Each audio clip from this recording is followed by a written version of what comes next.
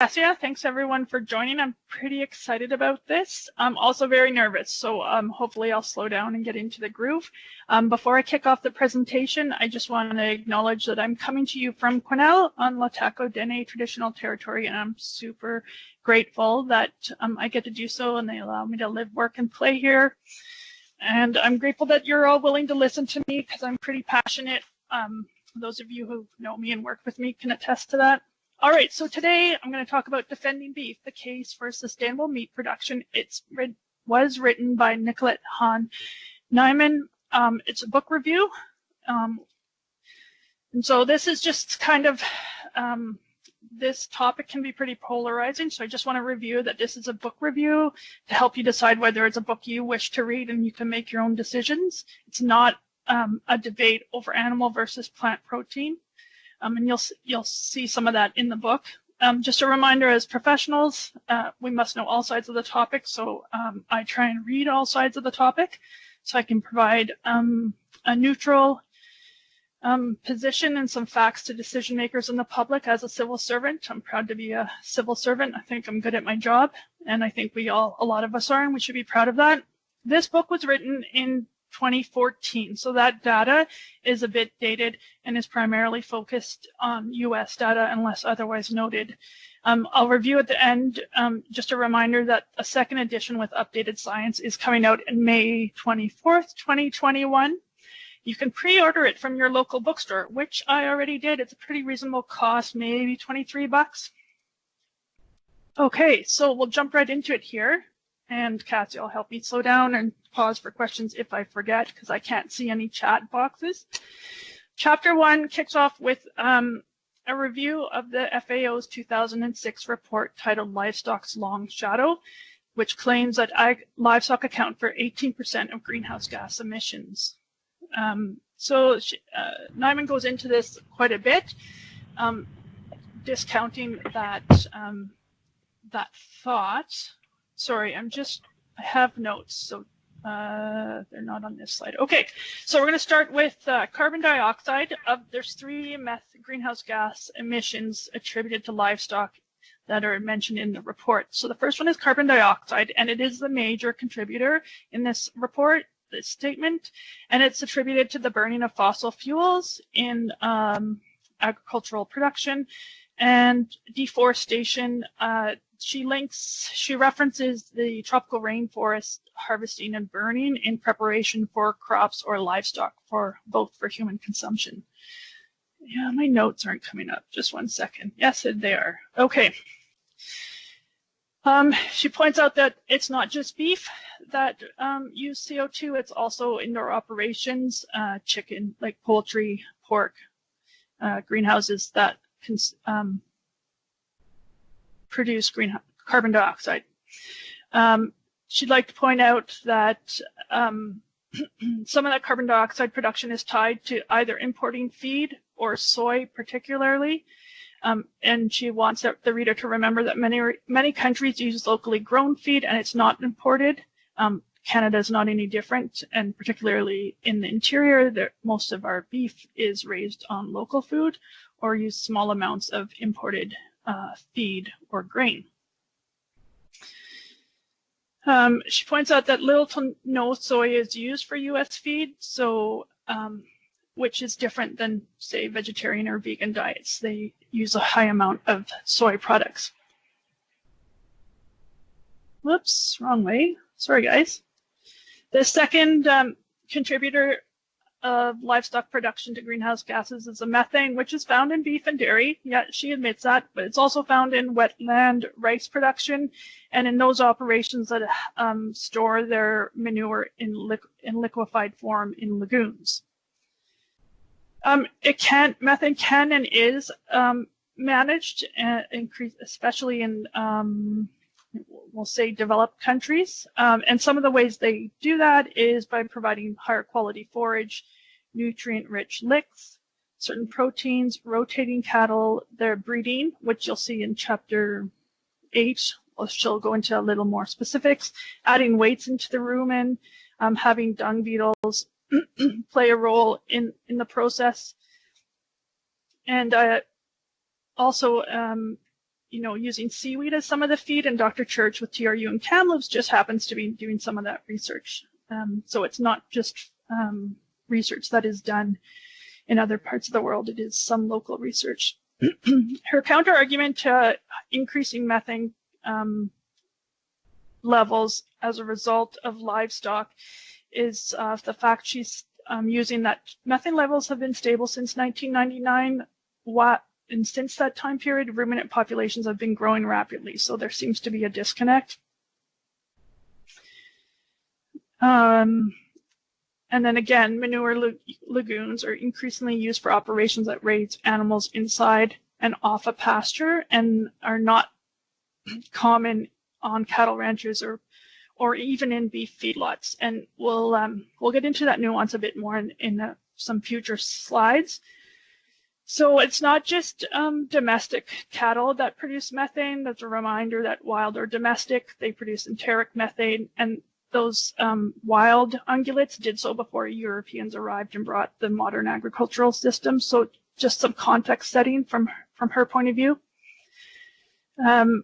Humans, we do benefit from the ruminant system because they're converting plants that we cannot possibly get nutritional benefit from digesting ourselves as humans. Yeah, sorry. So it's a balance, and you'll see that she's trying to convince people that there is a balance. And the third gas tied to greenhouse gas emissions in livestock is nitrous oxide. She states that less than 5% of nitrous oxide emission, or nitrous oxide accounts for less than 5% of emissions in the US. And typically it's tied to synthetic fertilizer use, which is used both in animal and plant agriculture. And for those operations which use little to no synthetic fertilizer, and you'll see she means grass-fed, grass-finished beef operations, to contribute less than 5% of the emissions in the US. So the Livestock's Long Shadow Report, which was published in 2006, she argues is an outlier. The UN and International Panel on Climate Change both produced reports that had livestock's contribution to global greenhouse emissions varying from 11 to 12%. So even at 12%, that's 6% less than the 2006 report. So I imagine her second edition will go into that a bit more. Some of the book reviews around her first book, Defending Beef, focused on the science related to greenhouse gas emissions. My intent is just to have you consider reading this book and come up with your own position on the topic. So she's also then starts to introduce the idea that carbon sequestration is one of the benefits of using livestock to build soil versus using what she's calling industrial agriculture, which uses synthetic inputs, which also contribute to greenhouse gases. Cassia and the group, I'm wondering if there's any questions or we can hold them. I'm only on slide 6 of 23. We've got no questions in chat yet, so I'll just let you keep going for now. Thank you. So chapter 2 makes the argument that all food is actually grass, and don't mind the rudimentary image. Honestly, I couldn't find a scientific one that tried to show the connection that she's making, that the sun feeds the plants, which feed the cows, which once you butcher them and turn them into a meat product, we eat and we benefit from. So again, cattle, sheep, goats, they're all grazers, convert marginal lands or plants on marginal land. And by marginal, she means you can't grow other agricultural crops on it. So having ruminants convert plants to human usable protein is a good use of that land. And that's it's an efficient tool. Livestock are an efficient tool to do that. And so her argument is that animal protein is actually solar-based. And let's remember that grasslands cover 40% of the Earth's land mass and 70% of the agricultural area. So it's important that we take advantage of that and are realistic about those facts. Then she goes in to talk about how livestock can help us build soil. And some of that is by, not only their waste products, but also when used with grasslands and other species, they provide cover and armor on the soil to prevent or reduce wind and water erosion. So this is, I geek out about this. I should turn this into a poster. This is amazing. So in the last, 15 years or so, people have been realizing the benefits of a healthy soil, and the research is showing the link between ruminants, grasses, and healthy soil. And we've had a few field days in the Caribou on this topic, using livestock to build soil. So when you use animals to build soil, they can graze on grass, which is part of the crop rotation. Then they can graze on the crop residues, but not completely remove it, because those residues still form part of that armor, which I mentioned earlier. The cattle, their livestock themselves, add natural or non-synthesized nutrients to the soil system in a manner that mimics nature. Grazing, stimulates root growth, which then feeds the soil micronutrients and then serves to sequester carbon. Now, she'll get into grazing, proper grazing versus improper or grass-fed cattle grazing versus in what she's calling industrial agriculture. So we'll get into that in a minute. So again, healthy soil is resilient to drought and floods, pests, and diseases. Are there any questions before I proceed to the next chapter? No? Okay, chapter 3. So this one, I have 2 slides on water. I kind of put this up to be like slightly inflammatory, but she used to work for John Kennedy Jr.'s Waterkeepers environmental non-government organization, and Nicolette focused on industrial agriculture, specifically beef feedlots. So one of her points here is that a pound of rice requires about the same amount of water as a pound of beef that has been raised on pasture. And you can, if you read the book yourself, it's loaded with sources. You can have a look at the details. In this chapter, she talks about how modern agriculture or industrial agriculture sees machines and technology as a way to replace human labor, and that it operates at a speed and in a manner that is inconsistent, in her view, of the ecological processes that are better to the environment and then ultimately result in healthier food for humans. The same chapter also did a study that found that dairy cows, so they're out on pasture rather than in the barns, while they produce less milk than those in the barns, the milk protein and fat levels are about the same. And again, that varies. Like, I get that dairy cattle raised in the lower mainland are different than dairy cattle raised in the Caribou, for instance.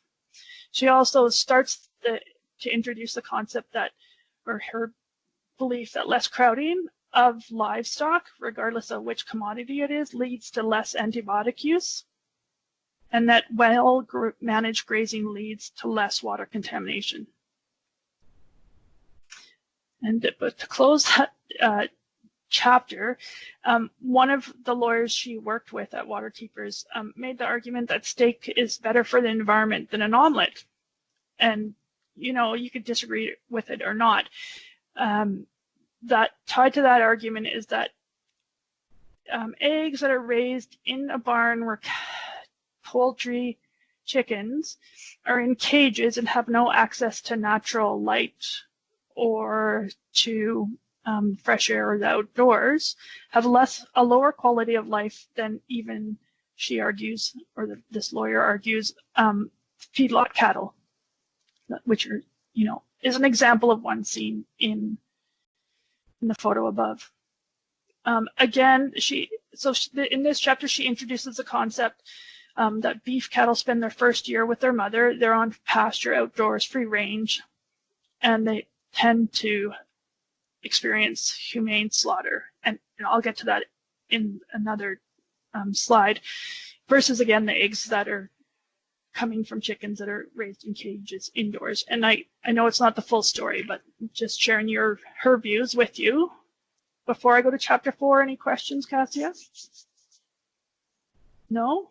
No questions yet. I have been muting a few people who have come in, and they haven't been unmuted. So if you can't unmute yourself, send me a message in the IM or in the chat.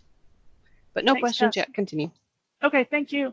So chapter 4 talks about biodiversity. And this is a photo of vernal pools in California, which she cites the research done around these vernal pools, that proper grazing leads to biodiversity versus ungrazed areas. So the researchers found in those plots where there was grazing, the diversity of the plant species was greater than in ungrazed areas, and she introduces the concept that grazing is a necessary disturbance in grassland ecosystems. If you're familiar with Alan Savory out of East Africa, he's been doing this work and making those, presenting that paradigm for years now, and I'll use one of his photos in an upcoming slide. And the vernal pool research also states that grazing can also remove the negative effect that non-native species can have on native plant species. Proper grazing can improve pool hydrology and the number of species of aquatic invertebrates. So then, proper grazing can maintain species diversity if it's there already.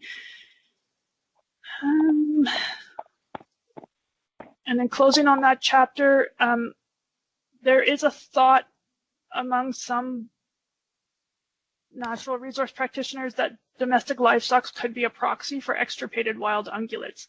So that, again, is the idea that certain ecosystems, grasslands particularly, evolved with grazers, and they, when we lose some of those wild grazers, the system is not maintained in the natural grassland state, and perhaps domestic livestock, it doesn't have to be cows, might be a way to help manage that ecosystem or restore it back to its previous version.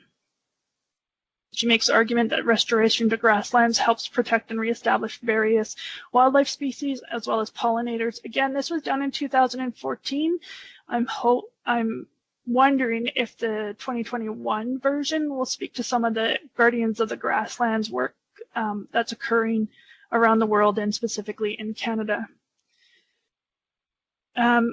She also introduces the idea, which we'll see more of in future slides, that farmers and ranchers actually do value wildlife, and their ethic is a countryside biogeography, so that they value the ecosystem in which they were born and raised and operate in, and acknowledge that they benefit from a healthy ecosystem. So chapter 5, here's a picture from Alan Savory's holistic management approach. So because she acknowledges that overgrazing is one of the criticisms of using beef or beef specifically in agriculture. And so, and overgrazing is cleared lands or overgrazed lands that are, because they're overgrazed because of poor management, instead of building the soil via cover and nutrient deposition from livestock. So in what she's calling the industrial agriculture, they focus on annual crops, a monoculture of crops, a manipulation of the parts, so adding synthetic fertilizers to increase the yield of the plant, and not maybe necessarily understanding or being too interested with the impact some of those actions have on the greater system. Whereas Savory and Niman makes in this case in this book that humans are just present to facilitate a natural system, to mimic nature's perennial polyculture, biodiverse ecosystems. You manage the whole system and not just parts, each single part in a disconnected manner in the whole system. The Alan Savory and in this book, they acknowledge that tillage may be necessary in some cases. And the reason I bring up tillage is because soil health is promoting good soil health is one of the beliefs that Niman holds that can lead to sustainable beef production. But there are cases where tillage is required. And it comes back to the criticism of annual crops versus perennial crops. She also touches on when predators are removed from an ecosystem, there's no predators present to act as, I know this is going to sound funny, as a way to keep the natural ungulates or the native wild ungulates in a herd.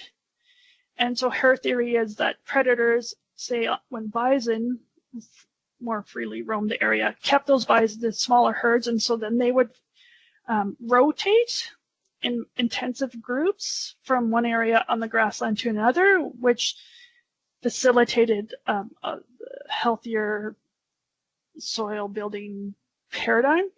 And so we'll see later that she promotes better management of predators to facilitate that. And she also introduces the idea that part of good grazing management is proper distribution, use, rest, and timing on the land base of those livestock. And so that's where she starts to argue that plants evolved alongside wildfire, pests, and ungulates. And if we remove all the litter on the land base, that litter prevents not only new growth, but adds to the fire hazard risk. And in the Cariboo and even in the Northwest, the BC and Okanagan, those aren't foreign concepts to us. They're just becoming more top of mind for the average person. She argues that desertification is a biophysical process involving soil, climate, and vegetation, which is driven by socioeconomic and political factors. So it's not just the animals, it's how the animals are managed. And her argument is grass-fed versus, quotes, industrial agriculture. And that, again, we should work to establish vegetative cover with the appropriate species, which she's arguing perennial grassland species versus annual crop species. I'm going to move into chapter 6. Just one slide. She starts to talk about the people involved in agriculture, specifically beef cattle, ranchers who use grass-fed, who operate on the grass-fed system. So we need people to manage cattle. If you're familiar with range, the range tenure is issued to the humans, not to the cattle. And it's kind of good because humans benefit from cattle, not just economically, but she argues environmentally. The chapter talks about those farmers and ranchers that have animals on their operations. They attribute their operational success to actually having animals present, to graze the area, use their hooves to break up the soil a bit, their manure and urine to add nutrients to the soil. That's what she argues. And then finally, her argument is that people on family farms are raised with a land ethic that sees the value of quality of life for not only the humans, but the animals and plants on that system. People who work on family farms tend to be trusted, operate in a humane manner when handling and working with livestock, have more of a local and sustainable focus, and tend to have a system that is organic versus synthetic, quote, industrial agriculture. So in this chapter, she reminds us again, humans profit from cattle, but we also benefit from cattle because cattle convert uncroppable land to protein that humans can use. Farmers and ranchers tend to be resilient physically and psychologically. Because they're connected to the land and have that environment ethic, which reminds me that a child's definition of nature is set by their exposure to nature in childhood. So Niman's argument is that growing up on a farm or a ranch can inform that differently than a child who is raised, say, in downtown Toronto. And she quotes a Fortune 500 CEO at least once that said that if all things are equal and between two job applicants, they would hire a farm or ranch, a kid who was born and raised on a farm or a ranch over someone who wasn't. Again, because it comes back to some of those good work ethics, trusted, have a humane and quality of life approach to their dealings. I've heard similar comments come out of people in the civil service. Any questions, Cassia? None so far. For everyone who's been muted from me, I will mute you at the end of the presentation. Unmute you at the end of the presentation. Okay, thank you.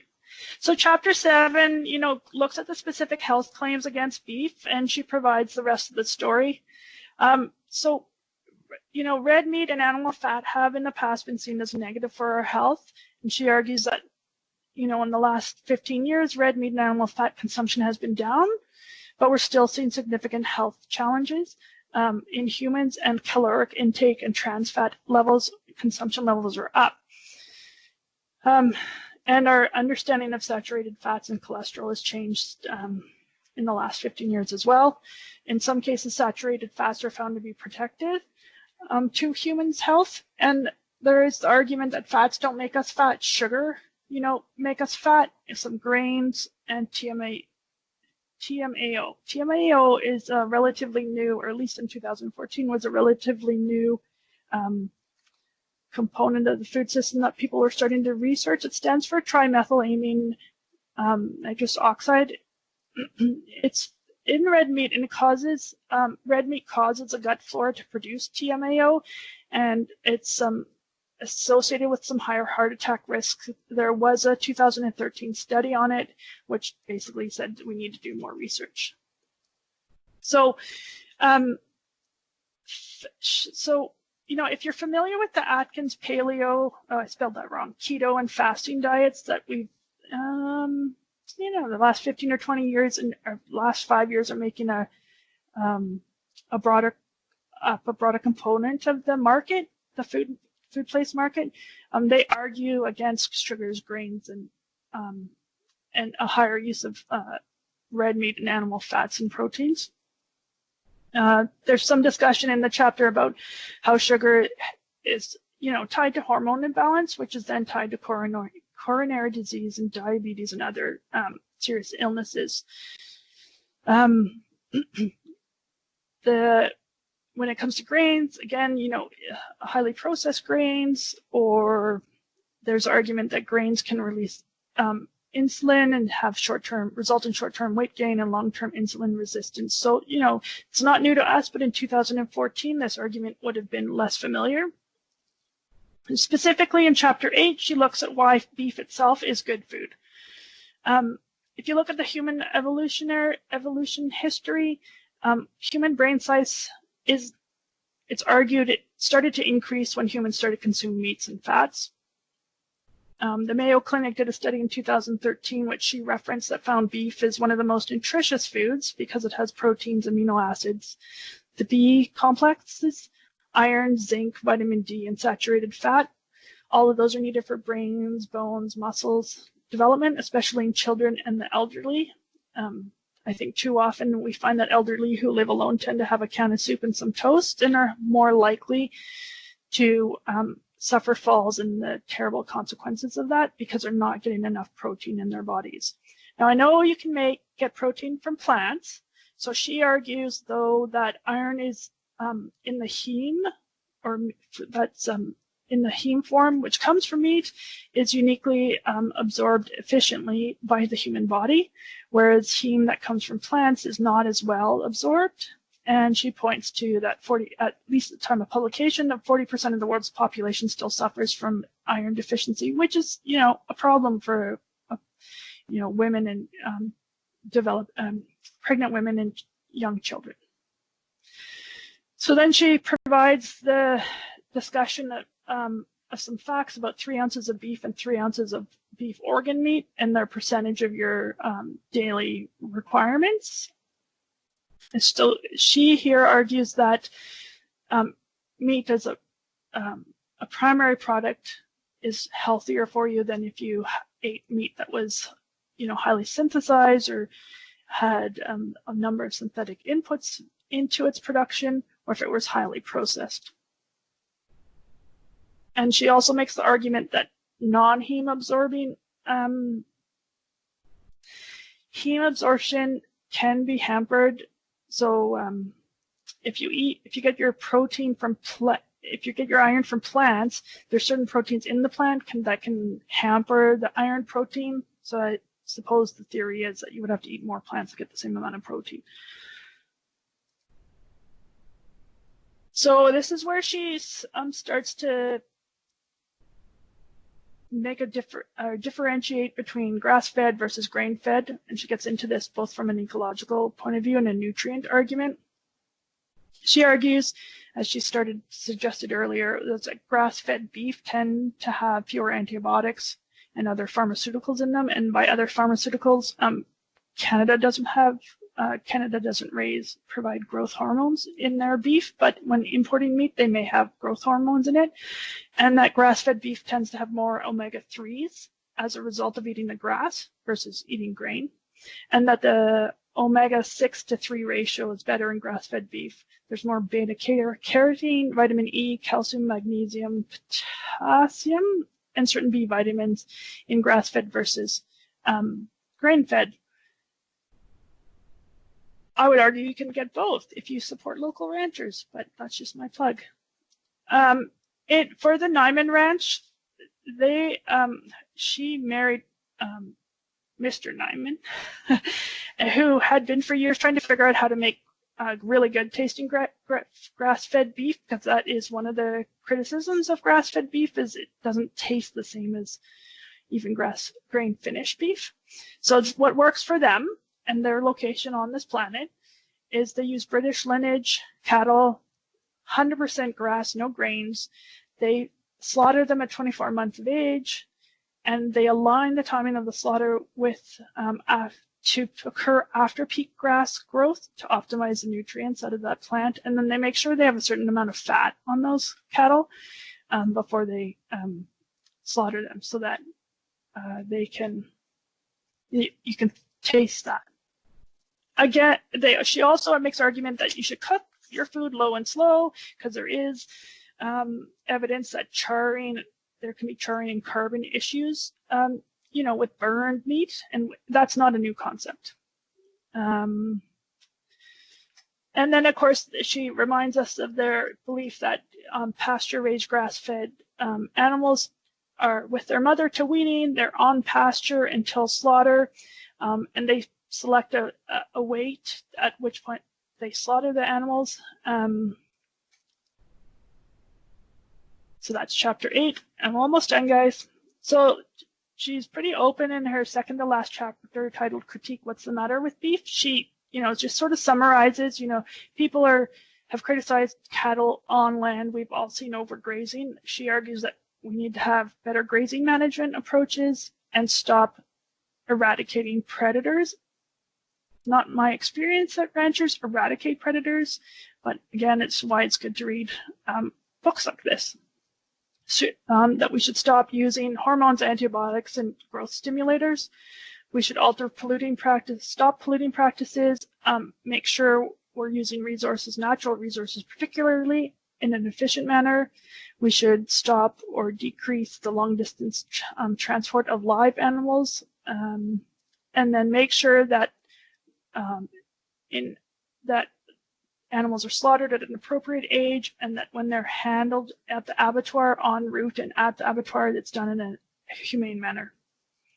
So just keep in mind that there is a difference between the different forms of livestock production in Canada, North America, and around the world. And she does point out that industry, in her experience, the beef industry has been pretty defensive about the critiques against beef or any even animal production, and that defensiveness ignores some of the challenges in meat production. And then when you're defensive, people don't listen to what your counter argument is, regardless of how rational or logical it is or how well based it is in science. And she believes that some of the challenges with the current livestock managing system may stem from a paradigm shift, because words are important. When the animal husbandry department, and most universities in the States anyway, were renamed as animal science department. So she argues that that's where the disconnect between a more holistic management started towards a more component management of livestock. And then her final analysis is why we should eat animals at all. So she argues it's not necessarily why we should eat them, but that we should support practices that it's more important to focus on how they're raised, which I would argue is not too different than some environmental certification processes out there. It's always good to have a checklist, but the content of the checklist is important. So I think that's what she's suggesting. There's a parallel there. Again, we look at using the right kind of animals in the right location, in the right numbers, in the right ways. She wants the reader to reevaluate or consider reevaluating the published data around grain usage in the U.S. livestock industry. Again, she's just reminding us that local operations and or grass-fed operations tend to use local resources rather than importing them. And then we should start to look at factoring in the environmental benefits of using grass-fed livestock versus grain-fed livestock. And again, this was 2014. I think there's been some work on that since then. And she reminds us that more than 1 billion people around the world who are the poorest depend on livestock for their survival. And those tend to be pastoralists and smallholders is how she's referring to them. And by livestock, she means chickens, rabbits, sheep, goats, pigs, cows, buffaloes, donkeys, horses, yaks, llamas, or camels. So perhaps she's suggesting that the people in Canada and the US who are concerned about using animals in livestock are disconnected from the number of people that rely on it, not just for labor, but as a walking larder, which they can liquidate when commodity prices for other food stuff they need is more expensive than the current assets that they can afford. They can sell those animals, buy what they need, and then build back up those animals. Those animals around the world and here are used for labor, and in the majority of cases, women around the world tend those animals. So if we take those animals away, it'll have an impact on the women, which then impacts the children in the community. And just a reminder that she argues that having livestock convert plants on marginal, less likely or uncroppable land is still better than building homes on that land. So my last slide, this is my new saying, we're not killing werewolves. There's no silver bullet, and that's what she's arguing in this book. Instead of having polarized positions, we should recognize and discuss the complexity and nuances of animal agriculture. When she wrote the book in 2014, she was a vegetarian. She started that in high school. She was in her 40s or 50s when she wrote the book. I've learned that the second edition, coming out May 24th, 2021, will have updated science, and we also learned that she's now an omnivore for nutritional health reasons. So again, let's aim for better management, not zero animal agriculture, and she promotes agriculture that follows nature's model. So that's my summary of the book. I can take questions. I'm happy to have a discussion or not. Great job, Nicole. I'm going to unmute the one guest that we have on the phone, just because I don't know if they can. Nope, they've just disappeared. If anyone can't unmute yourself and you have the ability to IM, please message. If not, the floor is open for conversation.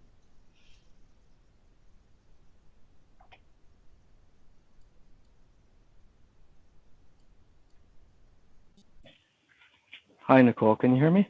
Yes, go ahead.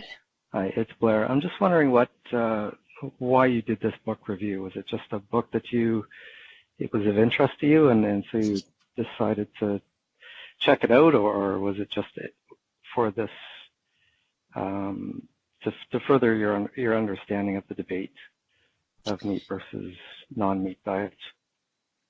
Yeah, I've read a lot of books in the last 20 years on food and agriculture and environmental paradigms. This one, I mean, I have picked up a lot of books that defend animal agriculture, but this one seemed a little more balanced, and I liked that it had a significant literature source at the back. And really, in my work, and not even in my current role as a regional agrologist, I don't like polar opinions, and I like to facilitate discussion, because especially when you're dealing with the environment, it's rarely black and white. Yeah, I would agree. Nothing really is black and white, and which is why we continue to do research. We've never state that anything is 100% concrete, so we have to keep researching it. So, yeah, I look forward to the new book coming out. There are a few points in the book that seem to be too pointed or not covering all aspects. But this is, I've never read the book, so I'm just going by what you've told me. So I'll look for the new book when it comes out and have a read. It's quite interesting. I've been a vegetarian for 40 years, and so, but I'm always, I wouldn't say researching, but I'm always open for conversation, and I agree that the polarized position is detrimental in almost everything that we do on a daily basis, and this is just one of those issues or subject matters that where that doesn't help whatsoever. So I'm always open.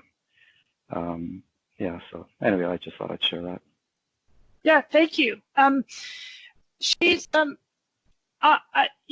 again, I got my lens on it. I tend to be a little pokey because I want people to just give some thought to their statements. Okay, that's great. So that kind of leads us into the next question from Christina here. You mentioned that you read both points of view. Can you recommend a book that you would read on the other point of view? Yeah, there's A Diet for a Small Planet is a pretty classic book. I did go to school for a Bachelor of Arts in Environmental Studies, so I've read a number of publications from journals and sciences. I don't have a specific current book right now. I am open to one that is balanced. I would like suggestions on one on the other side. Okay, next question here.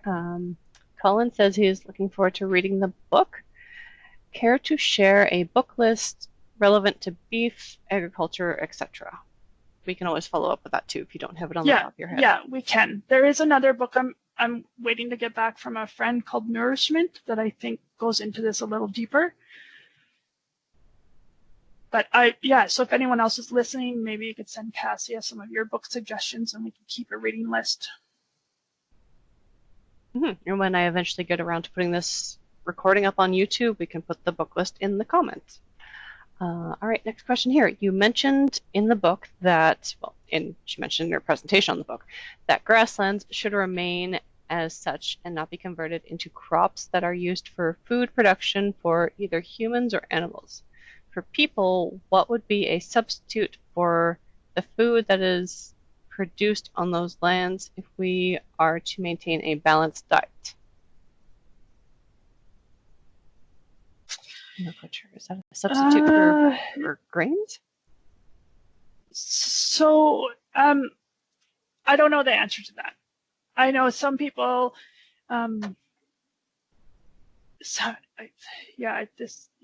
not the expert. I want to just have a discussion. Some people, grasslands are in Canada are becoming sparse, and it is a serious challenge to maintain them. Humans being the biggest negative impact to grasslands. There are groups that are working to manage those grasslands and then also develop perennial annuals. I know it sounds odd, but a manner that people can have year-round soil cover. And it's not as simple as, well, I don't think it's as simple as species. Maybe before I became more informed of the different management techniques, particularly in the northern interior where I've spent 25 years, I would say that you can still even grow annual crops in a manner that is building soil health and protecting that soil health and still contribute to the food system that humans require. It's a great answer. So no specific answer. No, it's a great answer, well-rounded. Here's your next question. Has there been any data collection looking at the number of grass-finished, holistic practice-focused operations from 2006 to 2014 to 2020? Very specific timelines. Is it increasing in a statistically significant rate at the industry-wide level, BC or otherwise? I wonder if someone already knows the answer to that question, because that is a specific. Lindsay, I'm glad you're on this call. I don't know the answer. They were specific just because those were the dates that were in your presentation. Like the FAO study was from 2006. Her book was in 2014. It's now 2020. You know, it seemed like she was trying to say that there's a difference between, you know, the industrial sized agriculture and more of a smaller, holistic, regional specific like food systems. And if that is the case and there is a positive impact and there is you know, merit in that, are we seeing that reflected in the industry? I guess was my question of you know, like we're all interested in this sort of stuff, and I'm definitely looking in and focusing on buying, you know, good beef and all of that sort of thing, but are we seeing that at an industry-wide level yet? I can't answer that question, but the context I'll put it in is there have been arguments for years made that there's more than enough food globally to feed everyone. Socioeconomic and political issues are hampering the equal distribution of the food. And then there's, you know, people like me who consume, I think the science says, anyway, people like me in Canada, North America, who make good money, consume more calories than we necessarily need to consume on a daily basis. And then I see that Michael Pollan's book is referenced, but that comes back to the argument she's also making that nutrient-dense beef is better for your body than less nutrient-dense foods. So I don't know what the stats are. I bet someone in BC has those stats. So yeah, it'd be interesting. I mean, do you need to eat a steak that's the size of your plate? No. You can eat a steak that's the size of a deck of cards and still meet your requirements. Is the argument the Canadian Food Guide is making. Right. Okay, thanks. Russ has got a question. Have any comments? Yeah, on Russ there. Yeah, so Michael Pollan's book is good. Wendell Berry's book, I would say he's kind of the godfather to Michael Pollan, and Michael Pollan didn't discover Wendell Berry till after he wrote The End of Food. And I would also argue that the indigenous populations and those people who lived off the land before Europeans arrived would probably be the ancestors and probably could teach us a thing or two about what Niman is arguing.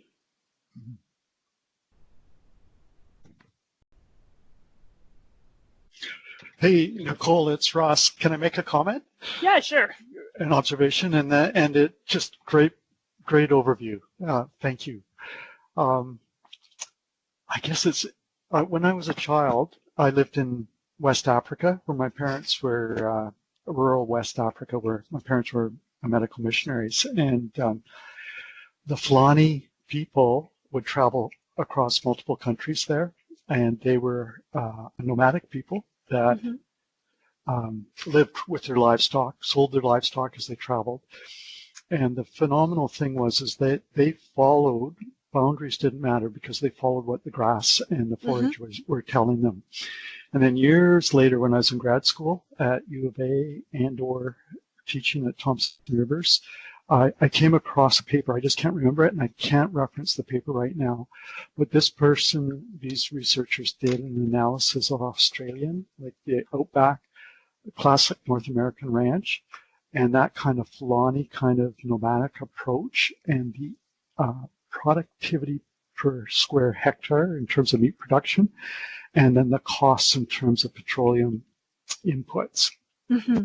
And what was stunning was, from a petroleum input point of view, is the Fulani's were in miles ahead, that kind of nomadic people.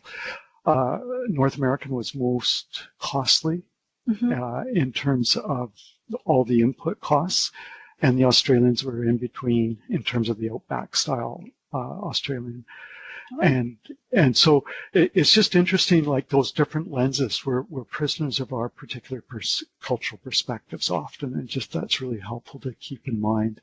Yeah, the other quick thing I would add as someone who has walked the road with cancer a little bit, Inspire Health here in BC for anyone who has cancer is really a really good resource. And they're interfaced with the BC Cancer Agency, but they look at nutrition and all these other things. And they do suggest a moderate or minimal, just a small amount of grass-fed beef and salmon in terms of balancing those omegas in terms of optimizing your health and responding to cancer. So that's cool. Thanks, Russ. We'll have to include that web link in the resources, Cassia. I can look it up. Yes, I'll follow up with you, Russ, after this. Okay, well, thanks everyone for being easy on me. I appreciate it, but really, it's pretty nuanced and gray, and I think we're all critical thinkers enough that we can come to the conclusion ourselves. If that works for us, it's kind of like raising children. Everybody gives you their opinion, but you got to do what works for you. All right, if that's it, if anyone wants to give a presentation like this, if you've read a good book, if you have something that you've been working on and you want to share, by all means send me an email and we can create your own professional development event. You can get PD hours out of it, and you can be in the spotlight for a bit. But if not, we'll give you back the last 5 minutes of your lunch hour. Thanks for being here and sharing this with us. Thank you very much, Cassia. Thanks, Nicole.